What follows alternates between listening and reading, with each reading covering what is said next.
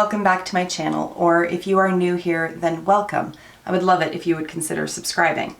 Today we're going to be talking empties and almost empties. I have a few that are on their very last legs, and I thought, why not lump them all in together? For the life of me, I don't know how people do empties videos on a regular basis because it takes me forever to finish things up.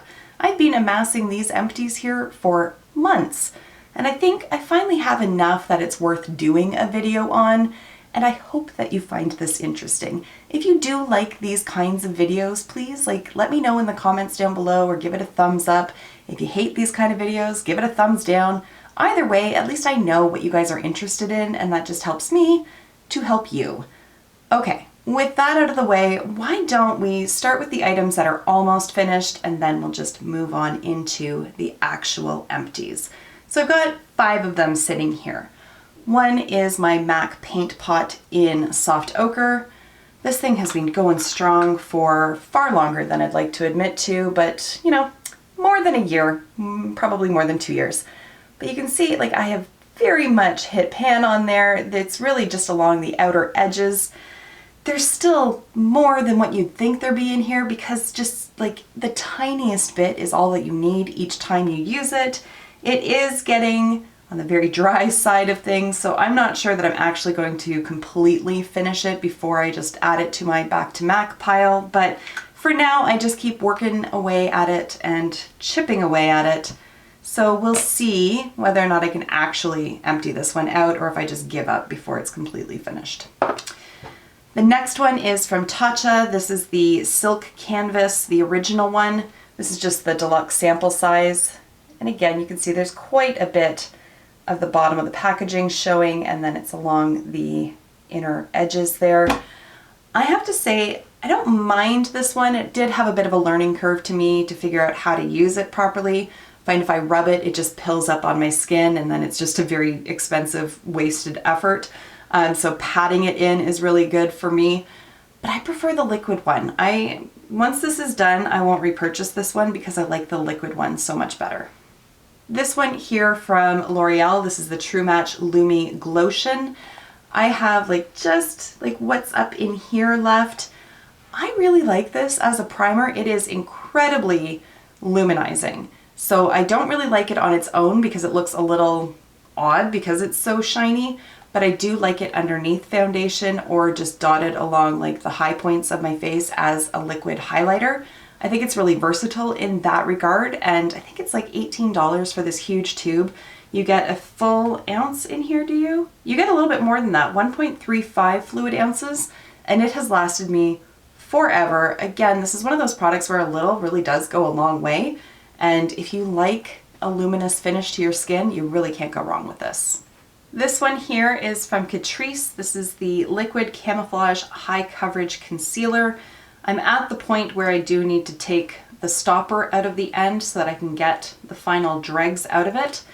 I think that this is a good concealer from the drugstore. I find that it blends out really nicely. It does offer a good amount of coverage, and I don't find that it really looks dried out or cakey underneath my eyes, which is a problem that I do have with some other concealers.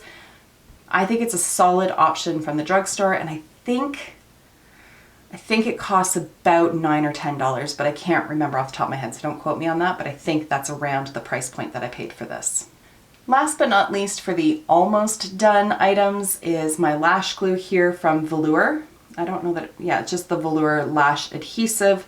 This one is the clear one, so it goes on sort of bluey purple and then it dries clear, but it is on its last legs. It's starting to get really gummy. I really like it, but I'd be curious to try something else. So if you have any recommendations for lash glue, please let me know in the comments down below because I kind of just am still exploring the lash glue world. So let me know what your thoughts are. All right, and then I didn't mention this at the beginning, but I do have 2 items that I am basically decluttering from my collection because their life is over. One is this set of lashes here. These are from Shu Yamara. They are the Soft Cross False Lashes. I'll just take them out so you can get an up-close look at them. These were not my favorite lashes, but I have stuck it through and I have worn them several times, but I find that they're very straight. So my natural lashes curl more than these do. So every time I did wear them, I was like, why am I doing this? They're not helping the cause. I do like that they have like this crisscrossing of the lashes. Normally I find that that does like give good volume, which is frankly what I'm looking for in a false lash, but just the shape of them was really strange because they just kind of stuck forward. So they were good for like closed eye pictures, but not for anything else, which I don't tend to spend the majority of my life with my eyes closed, so they weren't fantastic. At least this design wasn't. I would not repurchase these.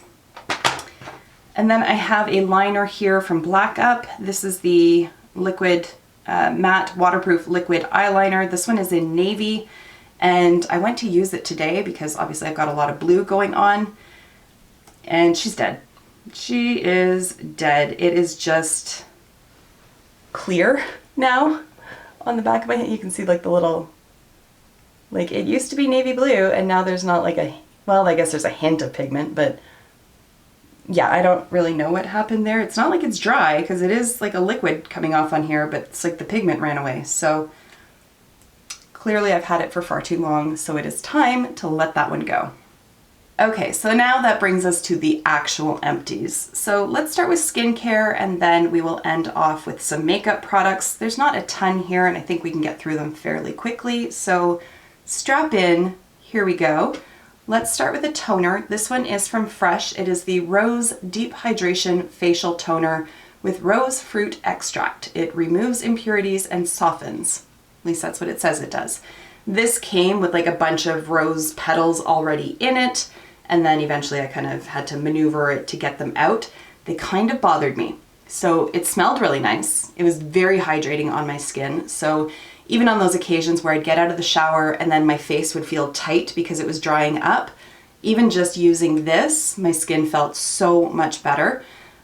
The little rose petals in here, after a while, because it's just like a little squeeze top, they got all gummed up and stuck up at the top there. And so I'd have to kind of like bounce it along on top of like the cotton pad in order to get any of the product out because I needed the rose petals to get the F out of the way. I don't know how they could, but even if they had like a little screen or something, I think that would have maybe been a little bit more helpful. But eventually I had to pull the top off here, dump the product out and sift it to pull the rest of the toner back in here. So once it got down to about like this level, it became a pain in the ass to use, but that's not to take away from the quality of the product itself because I did really like it. I would consider repurchasing this one, but I do have several other toners that I'm working on right now, so I have no need at this current moment. I have two items here from Lush. One is the Sleepy Body Lotion, and then the other is just a little sample of the Mask of Magnaminty. Magnaminty. I don't know how to say it. I have had the full size of this before. I like the smell of it. I mean, it's definitely minty smelling. I just don't notice that it really does anything amazing for my skin. I just didn't notice any difference with it. So while it didn't like break me out or aggravate my skin in any way, nor did it really improve anything, so it's not something that I'm gonna buy again. The other one here is the Sleepy Body Lotion. It's a lavender lotion. It says, smooth all over your body, taking extra care with your dry areas. So it's okay. It does hydrate the skin. It's not super greasy. It's not really thick. It's not anything that you wouldn't necessarily want a skin cream to be. But I found that it wasn't super long lasting, especially when like early springtime when we still had our furnace on.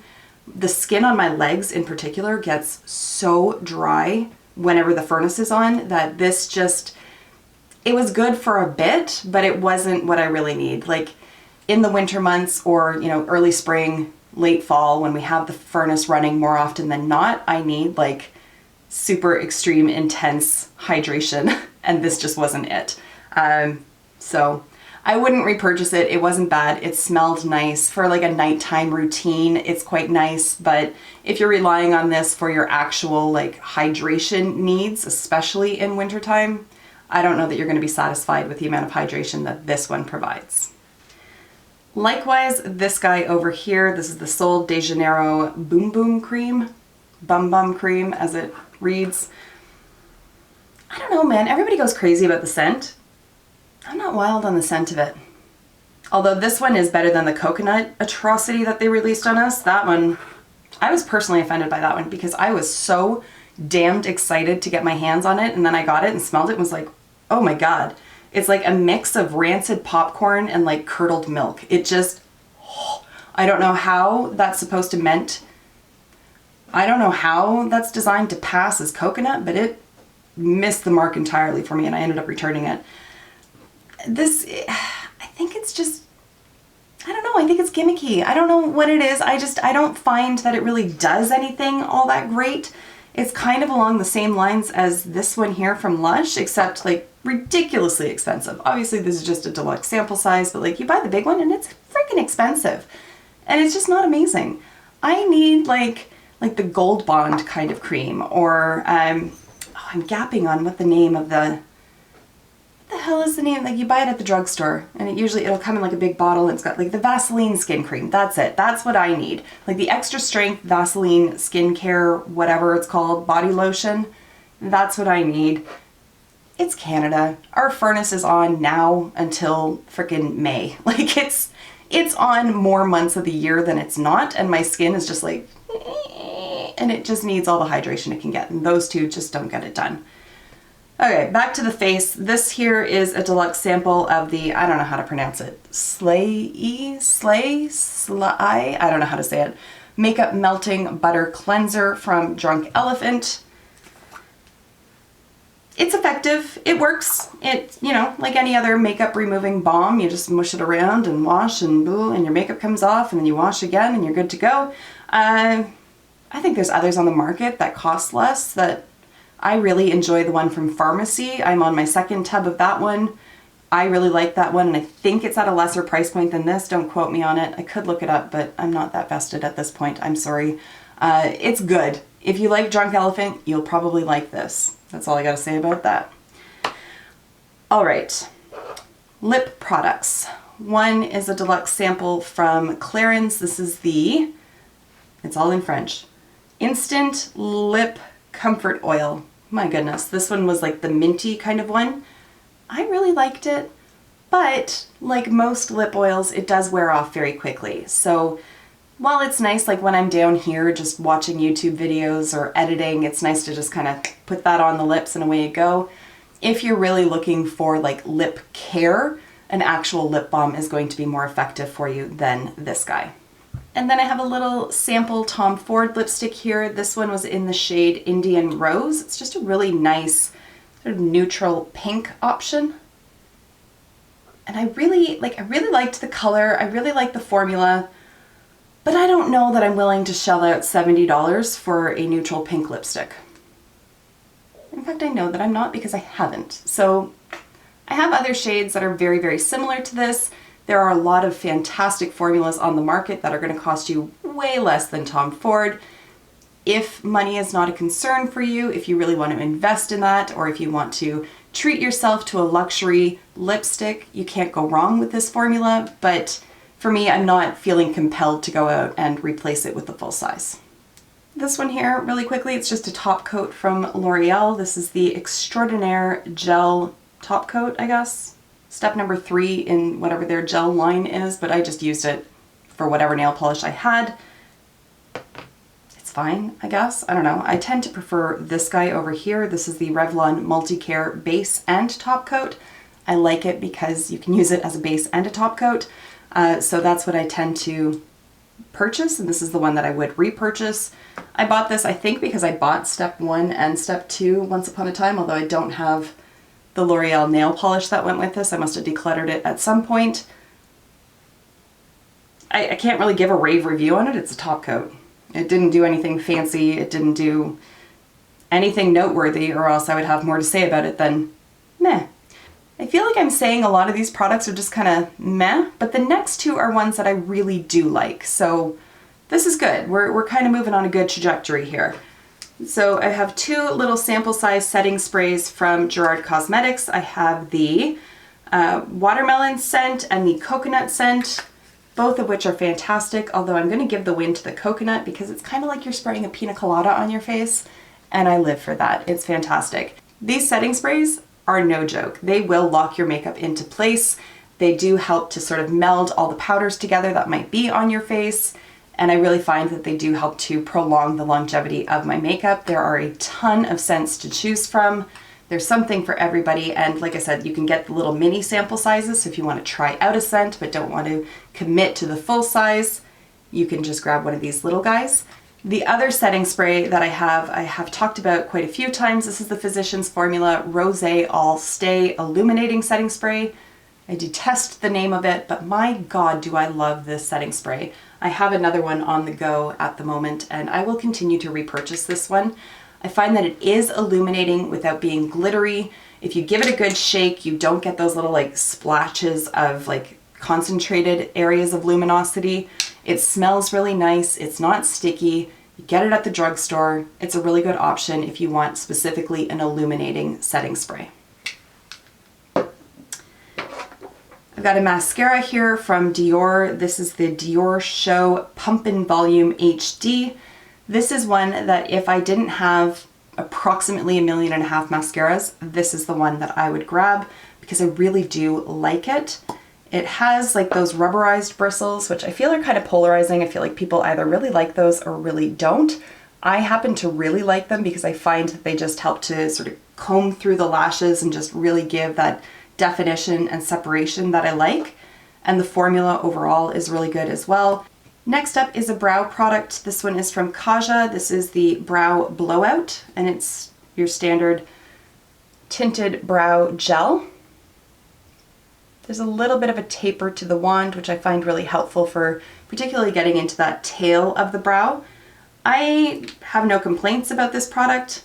I don't think I would repurchase it simply because I like this guy from Essence, and this guy's like $3. And that brings us to our last two products, which are both foundation. One is from Maybelline. This is the Fit Me Hydrate and Smooth. I have the shade 120 Classic Ivory.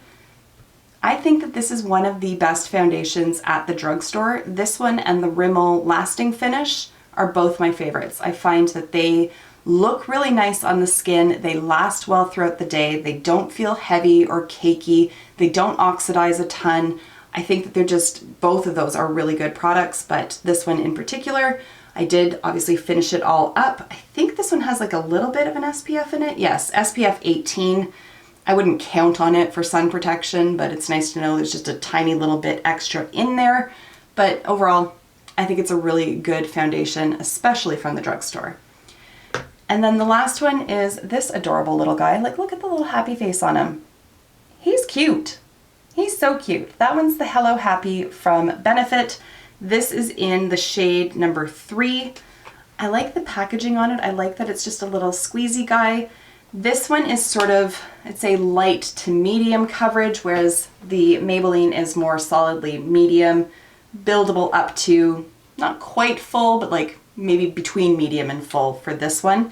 This one I think you can build up to a medium coverage. So I really like this because on a normal day-to-day basis, I don't want a ton of coverage. When I'm filming or taking pictures, it might be a little bit different, but when I'm going to the office or out and about in my daily life, a lighter coverage foundation is right up my alley.